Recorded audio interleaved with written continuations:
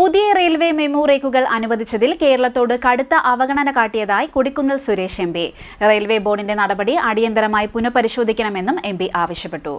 പുതിയ railway MEMU റേക്കുകൾ അനുവദിച്ചതിൽ കേരളത്തോട് കടുത്ത അവഗണന കാട്ടിയതായി കൊടിക്കുന്നിൽ സുരേഷ് എം പി ആരോപിച്ചു. നടപടി പുനഃപരിശോധിക്കണമെന്നും എം പി പറഞ്ഞു. 2026-2027 സാമ്പത്തിക വർഷത്തേക്ക് പുതിയ മെമു റേക്കുകൾ അനുവദിക്കുന്നതിൽ ദക്ഷിണ റെയിൽവേയെ റെയിൽവേ ബോർഡ് പൂർണ്ണമായും ഒഴിവാക്കിയിരിക്കുകയാണ്. വിഷയത്തിൽ അടിയന്തര ഇടപെടൽ ആവശ്യപ്പെട്ട് റെയിൽവേ മന്ത്രി അശ്വിനി വൈഷ്ണവിന് താൻ കത്ത് നൽകിയതിന് പിന്നാലെ പാർലമെന്റിൽ ശ്രദ്ധയിൽപ്പെടുത്തുന്നതിനായി ലോക്സഭയിൽ നോട്ടീസും നൽകിയിരിക്കുകയാണെന്നും എം പി പറഞ്ഞു.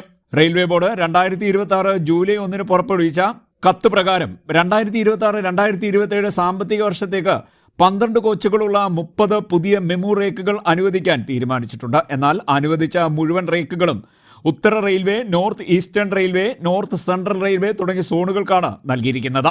ദക്ഷിണ റെയിൽവേക്ക് ഒരു പുതിയ മെമു റേക്ക് പോലും അനുവദിച്ചിട്ടില്ല. കേരളത്തിലെ നിലവിലുള്ള മെമു സർവീസുകളിൽ വലിയ തിരക്കാണ് അനുഭവപ്പെടുന്നത്. ദിവസേന ആയിരക്കണക്കിന് യാത്രക്കാരും വിദ്യാർത്ഥികളും തൊഴിലാളികളും മെമു സർവീസുകളെ ആശ്രയിക്കുന്നുണ്ട്.